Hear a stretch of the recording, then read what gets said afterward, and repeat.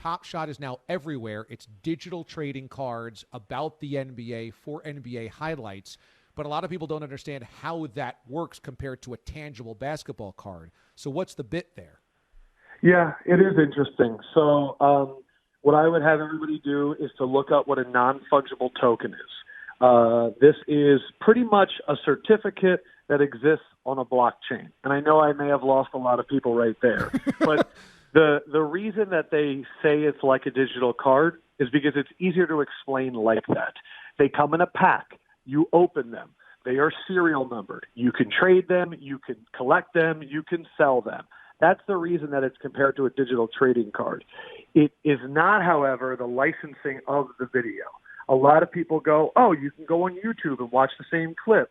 My thing is, sure, I can also print out a picture of a 1986 Fleer Jordan, put it in a case, and go, it's the same thing. It's not.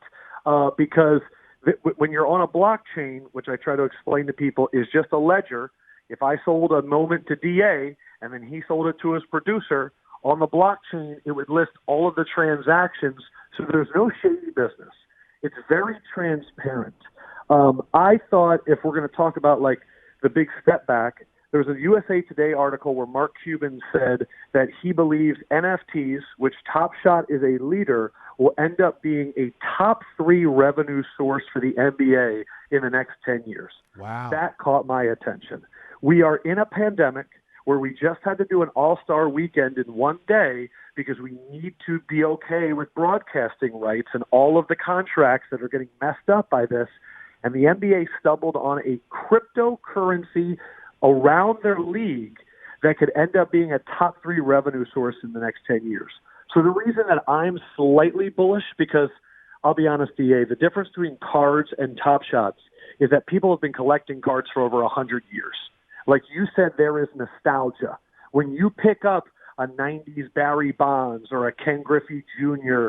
or a Sean Kemp, you get taken back to that place. It is inherently nostalgic. That does not exist for Top Shot. And I think for anything like this to really work, you need to have collectors, not just sellers. So that's my big concern. But what I said about Cuban and the NBA and the revenue stream, that's why I'm bullish. Because why would the NBA not support this? The other day, I don't know if you saw this, instead of doing a jersey swap, I believe it was Terry Rozier and Josh Hart did a Top Shot moment swap. And that's when I go, oh, the players are getting involved. The Players Association, I believe, gets a 5% cut of every transaction. I don't know if that's been disclosed. I also don't know if that's accurate, but I know they are getting a percentage less than 10, but more than 2. That's enormous. You know, here we were playing this all-star game so that these players, the middle players or the bottom of the bench players, weren't losing all of this revenue for themselves. And so I'm bullish because I could see the NBA getting behind it. And can you see Cuban going in front of all the owners and being like, guys, look what we just found. And then being like, we inherently trust you. So that's sort of where I see it. But I do have doubts just because I don't know who is out there buying Alec Burks moments right now. You know what I mean? Like in sports cards, it's LeBron, it's Kobe, it's Jordan. And like, maybe you take risks on the young guys, but on Top Shot, I'm seeing people buying like Alex Len moments, and I'm like, that doesn't make sense. So that's why I'm a little bit worried with it.